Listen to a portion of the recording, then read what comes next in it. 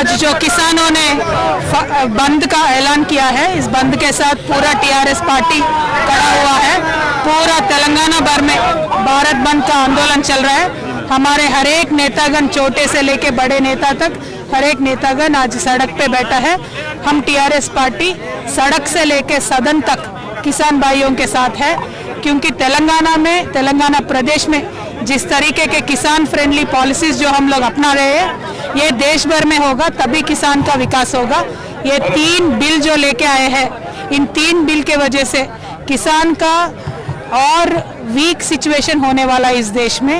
ये 3 बिलों में एमएसपी का कहीं भी जिक्र नहीं है।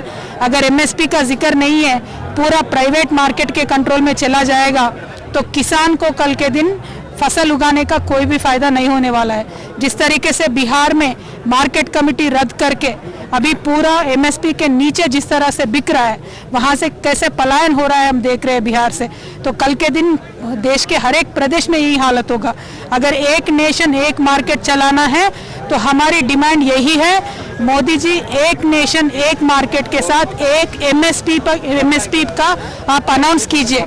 एमएसपी के नीचे कभी भी कहीं पे भी बिकना नहीं चाहिए, इसका गारंटी आप बिल्स में दे दीजिए।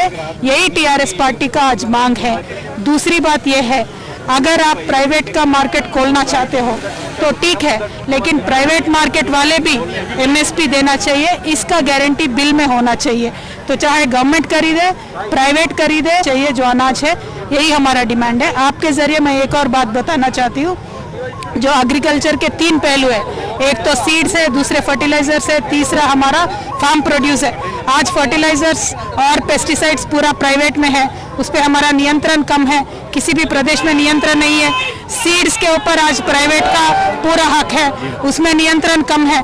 तो कल के दिन किसान का ये डर है और हमारे सारे पार्टीज का भी ये डर है कि फार्म प्रोड्यूस पे भी नियंत्रण प्राइवेट का हो गया तो सरकार का कंट्रोल नहीं रहेगा, उसके वजह से सीधा के किसान को नुकसान पहुंचेगा। इसके वजह से हमारे फूड सिक्योरिटी को इतना बड़ा देश में बहुत दिक्कत आने वाला है। तो यही बात हम कहना चाहते हैं, and we are with farmers, TRS party, इसीलिए पूरा भारत बंद में हम उनके साथ है। मैम, मोदी जी फिर भी क्या वजह है कि ना फार्मर्स ना कोई भी पार्टी उनको नहीं मान, क्या वजह है? देखिए, किसान अपने अनुभव के ऊपर निर्भर करता है, किसान किसी के पार्टी के कहने से निर्भर नहीं करता है। और 75 इयर्स का अनुभव किसान को ये सिखाते आ रहा है कि जो बिल में लगाए हुए चीज़ें भी अक्सर अमल पे नहीं आते हैं। तो एक सिस्टम अभी चल रहा है, एमएसपी का कहीं ना कहीं हो रहा है, तो एटलीस्ट 20%, 30%, 50% एमएसपी के ऊपर अगर बिकेगा अनाज, तो रेट पूरा मार्केट में स्टेबलाइज हो जाएगा, ताकि किसान को एक सिक्योरिटी रहेगी। अगर आप एमएसपी के बारे में बोलोगे नहीं, तो इस बिल्कुल ही रेट कम होने का डाउट है, और ये डाउट नहीं है, कई प्रदेशों में ये सच भी हुआ है, बिहार जैसे प्रदेशों में।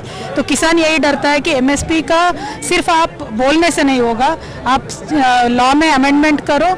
सभी हम बीजेपी के साथ देंगे, क्योंकि जब तक ये लॉ में अमेंडमेंट नहीं होगा, जब तक ये लिखित रूप में नहीं आएगा, तब तक कोई भरोसा नहीं कर सकता। मैम, एक और बात, क्या उन प्रदेशों के लीडर्स ये बोल रहे हैं अगर बाहर के फार्मर्स हमारे प्रदेश में आएंगे?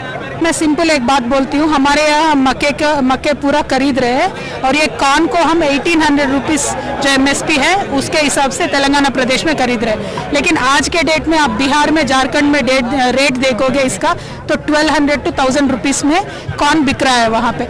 इतना अंतर जब है, तो बिल्कुल कहीं का किसान कहीं जाके किस तरीके से बेच सकता है, इम्पॉसिबल है। तो इसमें बीच में फ़ायदा कौन उठाएगा? बड़े ट्रेडर्स जो है, जो बल्क में पूरा अनाज खरीदेंगे और जहां रेट ज़्यादा है वहां तक ट्रांसपोर्ट करके बेचेंगे। तो इसमें किसान का सीधा कहीं भी फ़ायदा नहीं हो रहा है। आज देखिए, अमेरिका जैसे नेशन में, जहाँ पे पूरा प्राइवेट का मार्केट का कंट्रोल होता है, 1 रुपया पे कहीं दाना बिकता है तो सिर्फ 14 पैसा किसान को पहुँचता है। तो अगर आज भारत में आप किसान की आय इनकम बढ़ाना चाहते हो, तो आप सब्सिडी ज़्यादा दो, आप एमएसपी एश्योर करो, आप एपीएमसी को अच्छा चलाने का कोशिश करो। सारे साइंटिस्ट, सारे हमारे जितने भी रिसर्च है, ये कहता है कि हिंदुस्तान के पॉपुलेशन के हिसाब से 40,000 हमारे को एग्रीकल्चर मार्केट कमिटीज़ का ज़रूरत है, लेकिन आज इस देश में सिर्फ 6,500 मार्केट कमिटीज़ है। तो पहले इनको बढ़ाओ, गोडाउन को बढ़ाओ, कोल्ड स्टोरेजेस को बढ़ाओ। ये सारा इंफ्रास्ट्रक्चर का डेवलपमेंट किए बिना अगर आप पूरे सिचुएशन में बदलाव लाना चाहते हो, तो सीधा सीधा इसका असर किसान पे गिरने वाले है, यही हम डरते हैं. Is committed and in supportive of the farmers, and we are all the leader cadre of TRS party across Telangana state is participating in the Bharat Bandh call given by the farm organizations.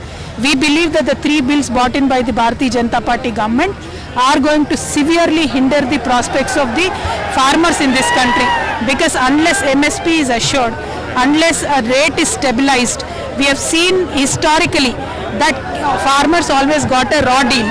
Tomorrow, if MSP is not assured in written in these bills that the central government has bought, the rate will go down. The experience in Bihar shows us farmer only relies on experience, not on promises. So our demand as a TRS party to the Bharatiya Janata Party government is to make amendments